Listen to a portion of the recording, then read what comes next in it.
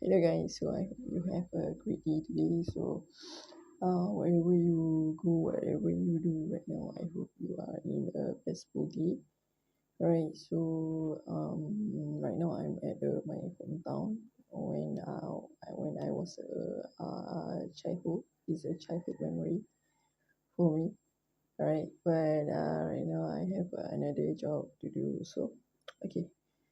So pada hari ini, Injil akan memberitakan tentang keluaran yang ke-25.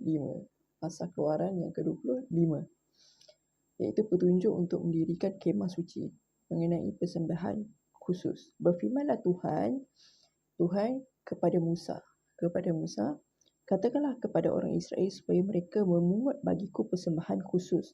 Dari setiap orang yang terdorong hatinya, haruslah kamu pungut persembahan khusus padaku itu. Inilah persembahan khusus yang harus kamu pungut dari mereka, iaitu emas, perak dan tembaga. Emas, perak dan tembaga perlu dipungut kepada Tuhan sebagai persembahan khusus. Kain ungu tua, kain ungu muda, kain kemizi, lenan halus, bulu kambing, kulit domba jantan yang diwarnai merah, kulit lumba-lumba dan kayu penaga, minyak untuk lampu, rempah-rempah dari minyak urapan dan untuk ukupan dari wangi-wangian, permata keris sopras dan permata tatahan untuk baju efod dan untuk tutup dada. Dan mereka harus membuat tempat kudus bagiku supaya aku akan diam di tengah-tengah mereka. Menurut segala apa yang kutunjukkan kepadamu sebagai contoh kemah suci dan sebagai contoh segala perabotannya, demikianlah harus kamu membuatnya. Mengenai tabut perjanjian, pada firman Tuhan yang ke-10, haruslah mereka membuat tabut dari kayu penaga, 2,5 hasta panjangnya, 1,5 hasta lebarnya dan 1,5 hasta tingginya. Haruslah engkau menyalutnya dengan emas murni dari dalam dan dari luar. Engkau harus menyalutnya dan di atasnya harus kau buat bingkai emas di sekelilingnya. Haruslah engkau menuang 4 gelang emas untuk tabut itu dan pasanglah gelang itu pada keempat penjurunya, iaitu 2 gelang pada rusuknya yang satu dan 2 gelang pada rusuknya yang kedua. Engkau harus membuat kayu pengusung dari kayu penaga dan menyalutnya dengan emas. Haruslah engkau memasukkan kayu pengusung itu ke dalam gelang yang ada pada rusuk tabut itu, supaya dengan itu tabut dapat diangkut. Kayu pengusung itu haruslah tetap tinggal dalam gelang itu, tidak boleh dicabut dari dalamnya. Dalam tabut itu haruslah kau taruh loh hukum yang akan kuberikan kepadamu. Juga engkau harus membuat tutup pendamaian dari emas murni, 2,5 hasta panjangnya dan 1,5 hasta lebarnya.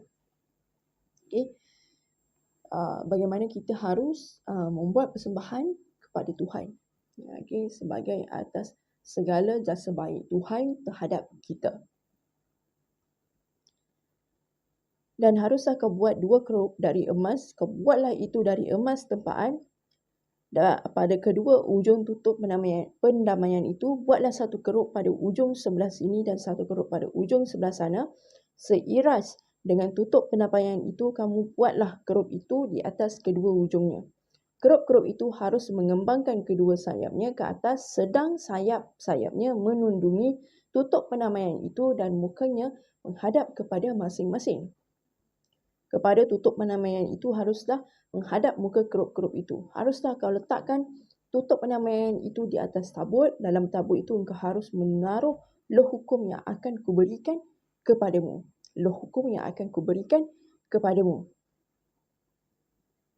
Dan di sanalah aku akan bertemu dengan engkau.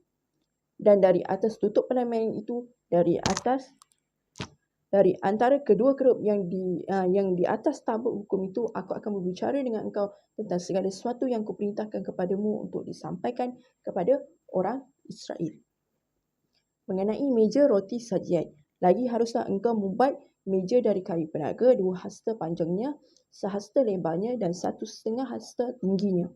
Haruslah engkau menyalutnya dengan emas murni dan membuat bingkai emas sekelilingnya. Haruslah engkau membuat sekelilingnya jalur pinggir yang setapak tangan lebarnya yang kau buat bingkai emas di sekeliling jalur pinggirnya itu. Haruslah engkau membuat bentuk untuk meja itu 4 gelang emas dan kau pasanglah gelang-gelang itu di keempat penjurunya pada keempat kakinya. Gelang itu haruslah dekat ke jalur pinggirnya sebagai tempat memasukkan kayu pengusung supaya meja itu dapat diangkut.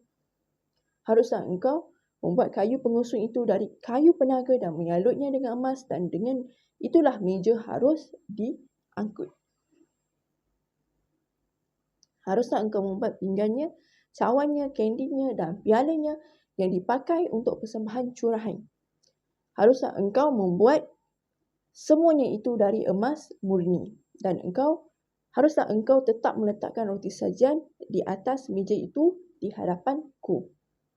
Mengenai kandil, haruslah engkau membuat kandil dari emas murni, dari emas tempaan. Harus kandil itu dibuat baik kakinya, baik batangnya, kelopaknya dengan tombolnya dan kembangnya haruslah seiras dengan kandil itu. 6 cabang harus timbul dari sisinya. 3 cabang kandil itu dari sisi yang satu dan 3 cabang dari sisi yang lain.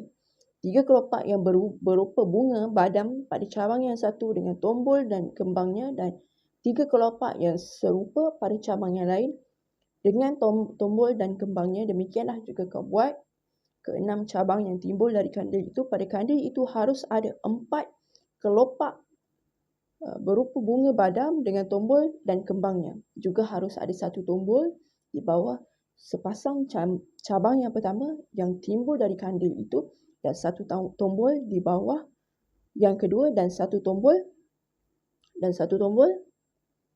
di bawah yang ketiga. Demikianlah juga kau buat ke-6 cabang yang timbul dari kandil itu.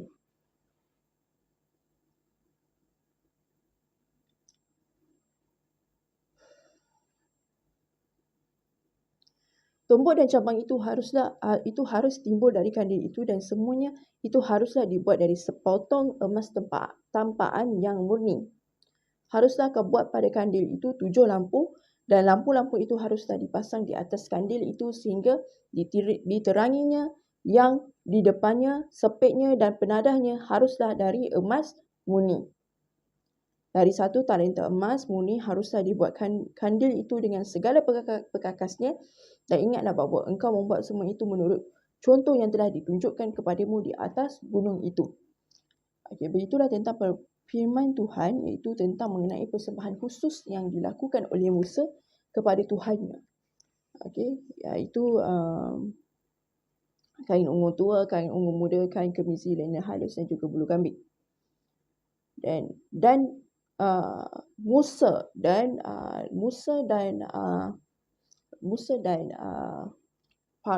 orang-orangnya harus membuat tempat kudus bagiku supaya aku akan diam di tengah-tengah mereka. Harus membuat tempat kudus bagiku dan aku akan diam di tengah-tengah mereka. Begitulah tentang pasal Keluaran yang ke-25 tentang lebih menjurus kepada persembahan Musa kepada Tuhan. Persembahan Musa kepada Tuhan, dan juga kambing dombanya, dan juga lainan halus, bulu kambing dan kulit domba jantan yang diwarnai merah, kulit lumba-lumba dan juga kayu penaga. Semoga Tuhan sentiasa menyayangi kita semua dan memberkati kita semua. Amin. Thank you. Bye.